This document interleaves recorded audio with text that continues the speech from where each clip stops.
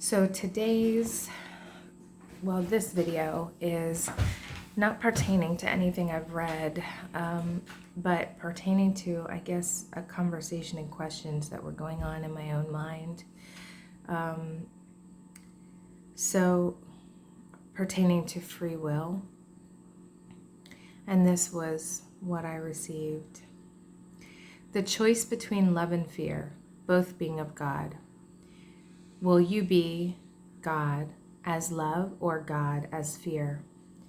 Christ is to align to love in each moment. As the human aligns to love, the Christ is living as the human. When the human acclimates to that higher frequency, to the point that they no longer fall into fear, the Christ is anchored into the experience. The Christ as you lives the life. We showed you the stages of a butterfly. It's all about transformation. You asked, if I'm perfect, if I'm the butterfly from creation, why must I be the larva, pupae? We say, you don't need anything. You want the experience of being all the things you choose to be. We told you you desire it, and we gave you the sensation of desire within the body. You may explain after. You asked about free will for those who haven't come to the realization of these teachings. How can they make a choice in love if they have known only fear?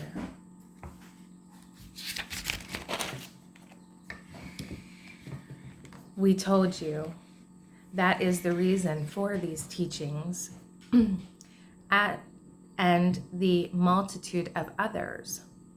Universal law or divine law ensures man free will. And free will has been lost in a sense because many can't conceive of choices available to them at a loving level because fear clouds the mind to the extent that they see nothing beyond fear. We showed you an illustration with the dog clicker on the table this morning. Give that example here, okay? So this morning, I came out into the kitchen to take the dogs outside for the first time. And my dog, my puppy, she wears a training collar that has a remote.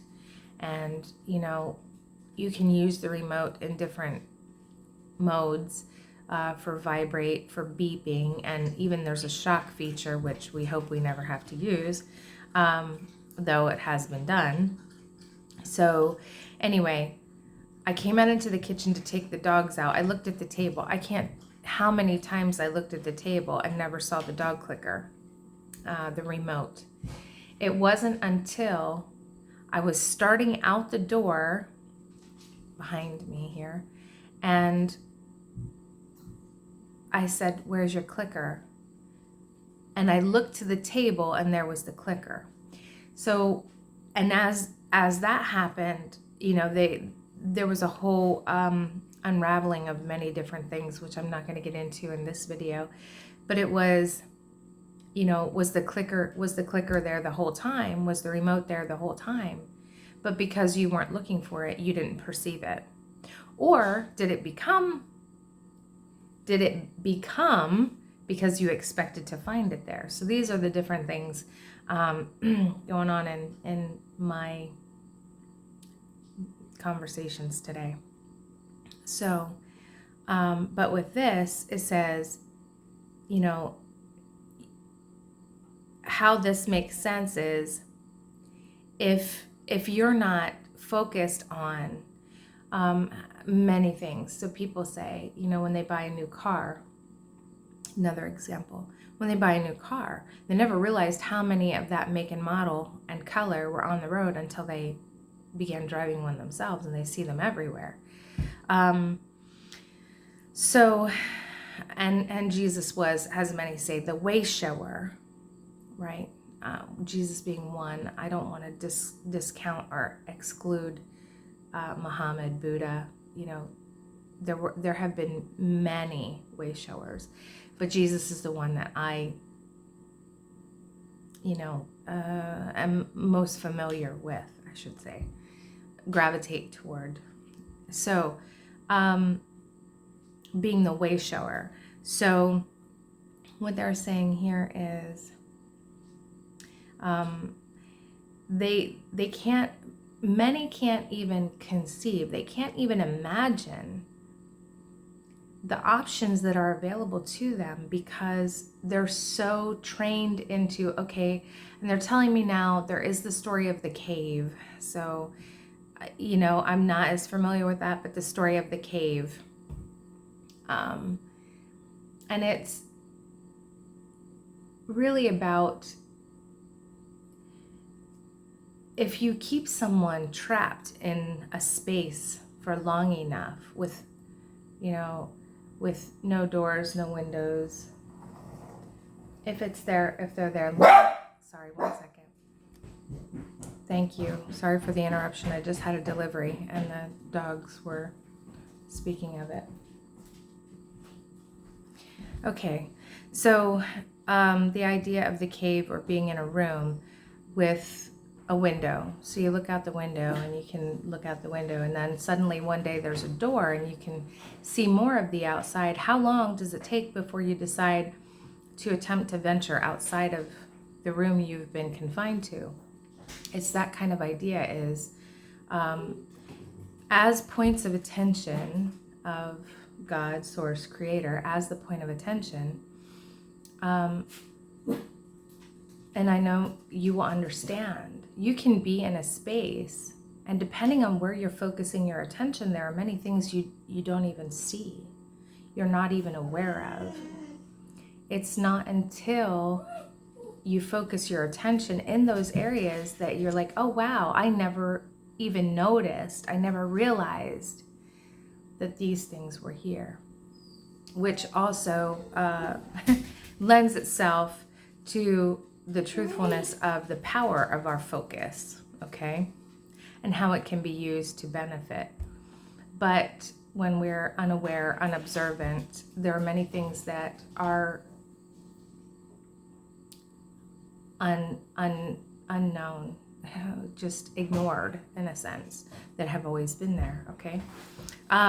Okay, well, I'm not going to go into that right now, but planting a seed, this also then goes into the concepts of the things that we can't see with our eyes, the things that are always here, always around us, but we can't see with our human eyes. It's because we're no longer trained, we're no longer taught how to use our vision in that way, okay? So as we got away from it, we lost the ability to do it. It's still there, but it would have to be retrained. It would have to be reactivated through practice or some type of experience. So there's that, okay? But before I digress too far, let me get back to the message that came, okay? They said, you couldn't see the control until the control, meaning the controller that was on the table, until you were consciously looking for it.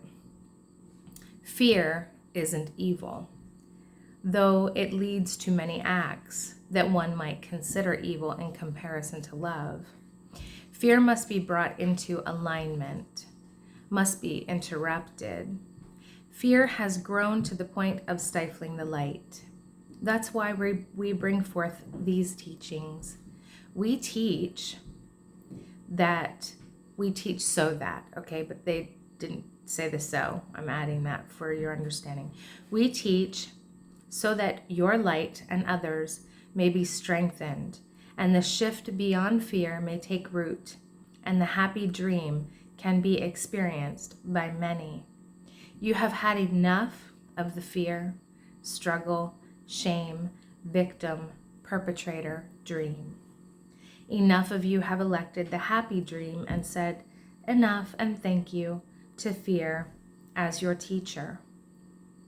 You are ready for love to take a greater presence in your daily living. And so you have said yes Yes. To love more fully. In this, you have said yes to Christ. Whatever that means, you say.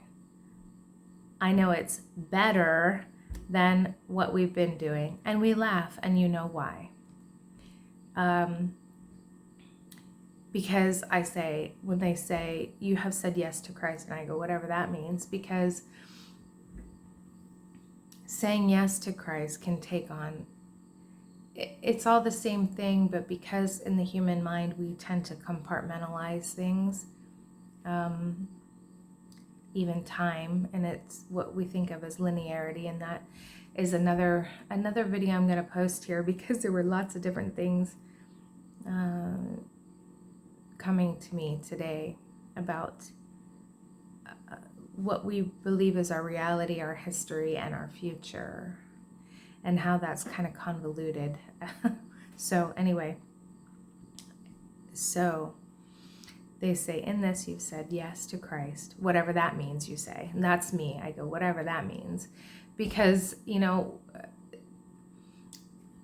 I think it's really difficult as a human to understand and wrap the mind around the truth of this, what it means to be the Christ, for the Christ to live the life. I think, you know, in the future we just will be that. In the future, there I go again, that we will just be that in the moment. And in the moment we are that. And I think anytime we try to use the human mind to understand it, it's gone. It's almost incomprehensible. So it's not something that can be articulated, though we try. So, okay, so I had a question. Let me go back to this, because there was something here they said. We showed you, okay. We told you you desire it. We desire the experiences, meaning the us that is the true self, the divine, created in the image of God. Okay, just to use labels and words. So they said, they told me, this was happening this morning as I was waking up. They said, you need nothing, but you desire it. And I'm like, you want it. And then I was like, I want it. And I think I want a lot of things. And they're like, you desire it. Like even more strongly, you desire it. And I'm like, I desire it. You know, I need more. And so they say here, and we gave you the sensation of desire within the body. And they did. And what that felt like as I was laying there, my mind's going, oh, this must be what it feels like to have a kundalini rising. Anyway, what I felt, though, was an intensity. It felt like I had been opened from here, about here, down to just below, somewhat below the rib cage, and almost as if, now it didn't, there was no pain, but it was as if I had been opened somehow, and something was being stretched. Not uncomfortable though, but definitely I could feel the force of it. And the image I was getting was a golden light, and there was an opening, and this golden light was starting to radiate from within. So it was almost white at its innermost point. And as the light came out, as the rays extended from my body, it was like turned to more golden the further away from the body it got. And what I could almost like what I could see in the light, it wasn't just light, it was like particles of light that each held their own particles of light, that each held their own specific color. And that all of these particles of light blending together was the light that I was seeing. But if you looked really close, okay, almost like if you look at a spring sparkler, 4th of July sparkler, it's all these little tiny lights, okay? And in through the and in this opening, I could see, you know, some of them being whiter, or like the intensity of color behind them being whiter. And as they came out of the body, they were almost like a sparkler. They were individualized pieces that if you focused on one, the light was more golden in that one little aspect. So it's really interesting, but I could actually feel that sensation in the body. And it almost felt like an expansion in that area that was not unpleasant, but was certainly forceful, had a lot of force, but it wasn't unpleasant. It just felt like a real stretch, like a stretching.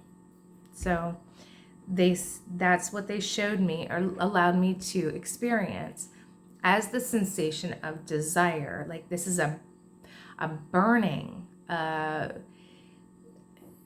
It's such a strong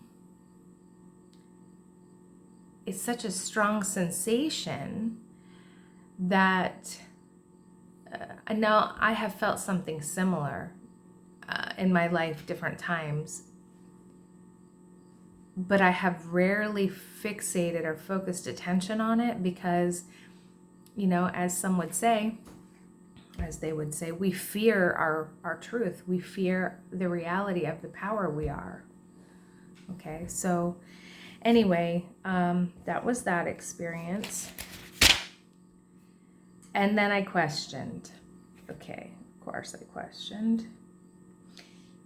And I'm going to add that here before I get into this part, because there's been a lot of time in this lifetime that I haven't questioned.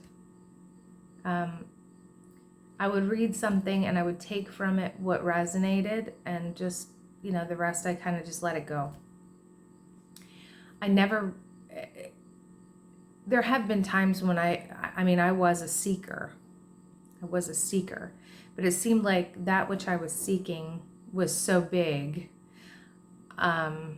Everything that I found was only bits and pieces, was never the goal that I was seeking. But now, lately, it seems like the questions are really flowing. Okay, so interjection here. What I'm understanding, what I'm hearing at this moment is, it's not that I wasn't questioning. I was not aware of my questions. And now I'm aware of the questions that I have. So for a long time, I was not aware of my questioning, my mind asking questions, my personality saying, well, how is that? Like, show it to me. Like, you know, I wasn't aware that I was discounting, resisting, questioning. And now I am more aware of the resistance. And I'm, okay. And not only am I aware of it, but they're saying when I would experience resistance, I would go into fight, flight, freeze mode with resistance. As soon as the sensation of resistance came into the body, I would shut down. And now I'm able to notice the resistance. And through noticing the resistance, I'm able to be aware of the questions that I have around it, because I'm not shutting down. I'm allowing the process. So again, many of the videos that I've put on this channel are about the allowance. Like how we progress is about this allowing at a very deep level, allowing things to be as they are. Allow it to be as it is so you can see it for what it really is, without all of the emotional attachment. The emotional attachment comes from the story. The story comes from history, you know, so on and on and on, and this is how it goes. Okay, So back to this. In this, what I've read to you, in this message that came through, okay, they say here, and even as they were giving it to me, fear must be brought into alignment. And I questioned it immediately, and then, comma, must be interrupted. Okay. Which kind of goes back to one of the videos, I think the video I posted yesterday, where they talk about these teachings being a disruptor, okay? Disruptor to fear. So fear must be brought into alignment. And I'm like, how do you bring fear into alignment? And they're saying must be interrupted. So, and then they go on to say about, was that previously? Yeah, maybe? Where did you say about fear, that fear is not evil? Okay, right before that? Yes. So fear is not evil. Okay, because in my mind, I'm like, well, how do you bring fear into alignment, right? And then they go on.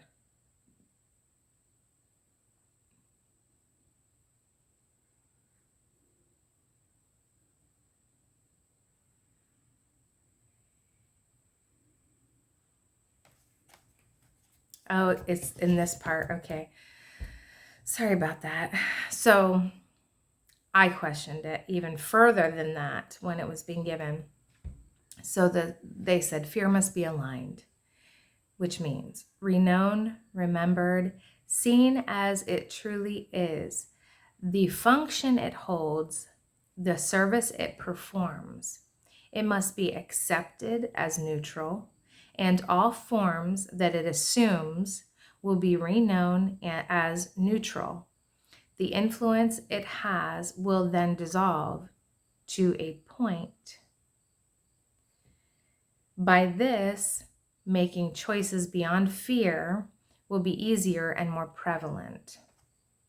So, because the whole thing, my question was, well, we have, all of the Christ on earth, all of the Christ still operating as the human, right?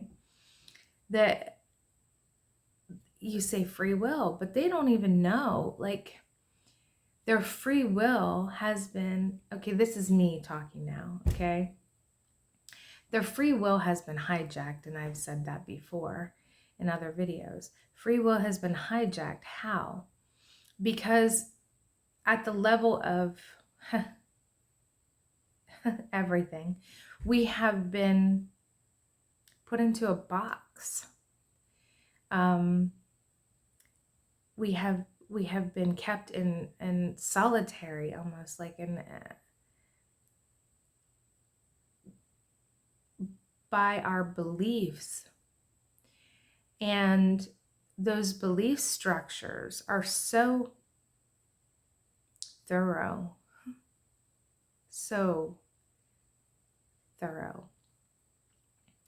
that it has gotten to the point where even to take a breath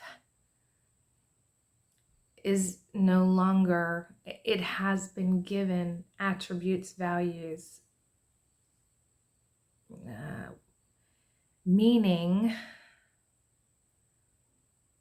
that is other than what it is, right?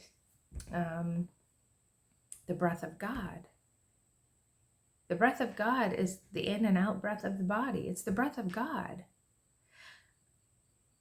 But we have even lost the simplicity in that. Because if you know that the breath that you take, that you have, if you know this is the breath of God, you start to question the relationship to God and the self, don't you? Right? Well, how can this be the breath of God? Unless God is living me. Unless God is living through me. How can it be the breath of God? So see, something even so simple as that has been altered in the belief structure to distract us from the truth.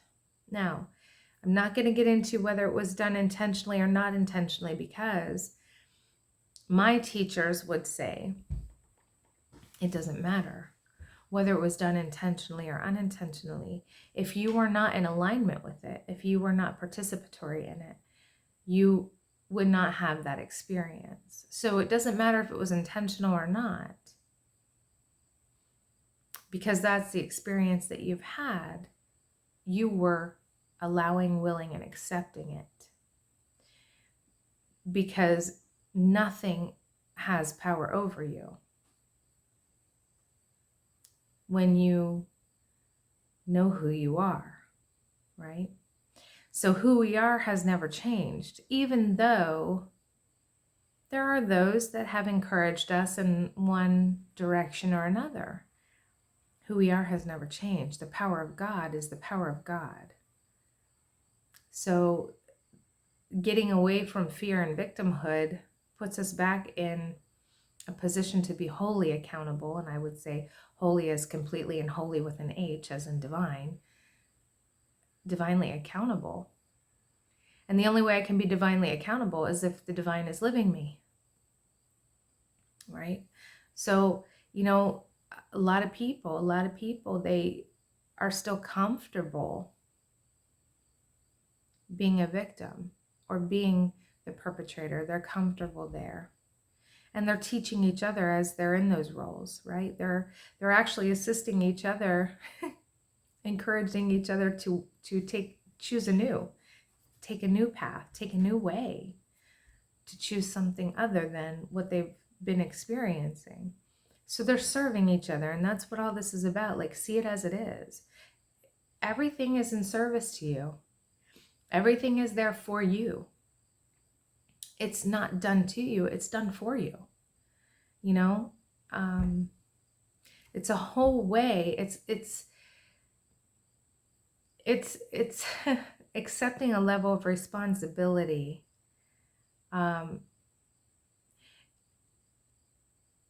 whose level of responsibility equals the level of power. And so, they say, whoever they is, they say, no one can, you say about giving your power away, but you really can't give your power away. You can just agree to use your power in such a way that benefits others and maybe not you. Okay? That benefits the group you really want to see lose power, but you can be coerced or persuaded into using your godlike power to benefit them if you're not discerning. Okay? So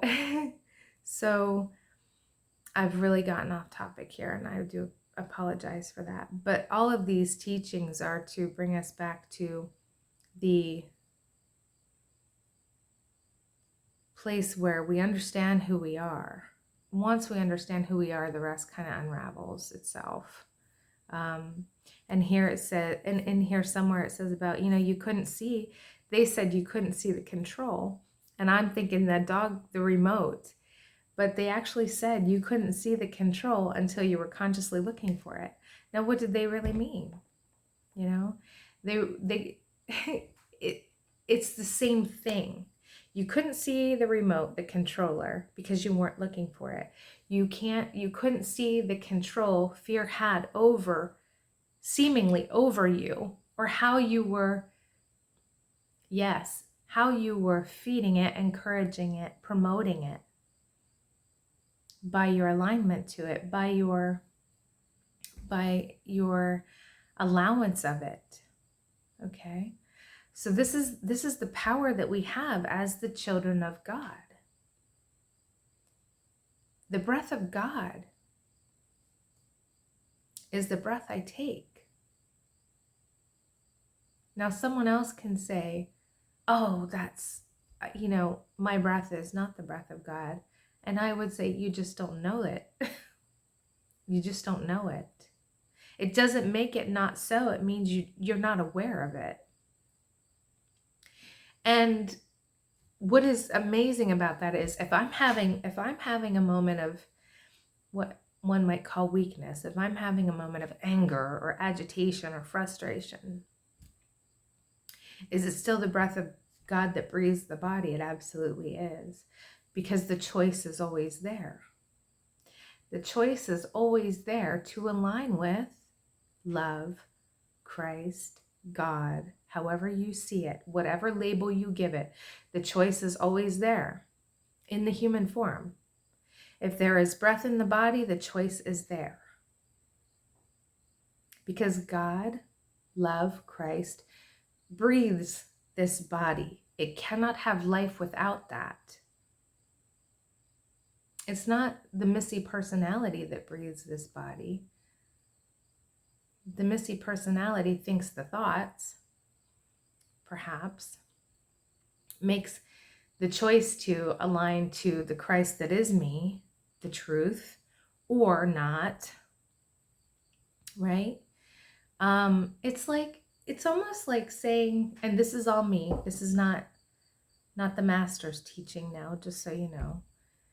It's almost like saying, go have a human experience. Try on lots of different suits. And in this respect, I'm not talking about the human body or the human form. I'm talking about the human personality. Try on many suits. The one that you align with the best, or that you like the best, maybe you keep that one. Maybe you decide you like aspects of that personality and you want to maintain them, right? Do we think that Christ is dull and boring? Well, no. Christ is magnificent. So perhaps if we choose to have experiences through multiple personalities, over the course of eons, we decide which aspects of those personalities we'd like to keep and retain within our wholeness. I don't know. It could be so. It could be so.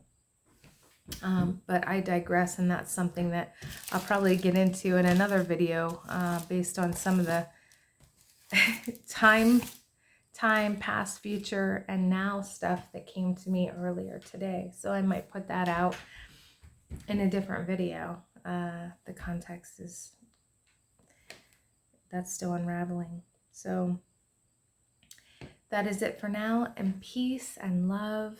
May you be blessed.